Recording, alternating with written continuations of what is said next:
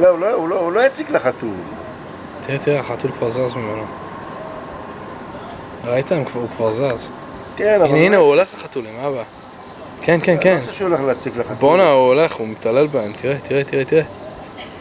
זה, החתול זז. הוא רוצה שהם יברחו ממנו. הוא מראה להם מי הבוס. תראה. Son of a bitch.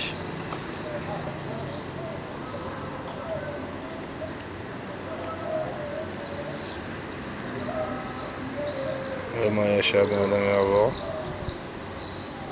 לא, הוא רק מפחד מהאנשים. יותר מדי גדולים בשביל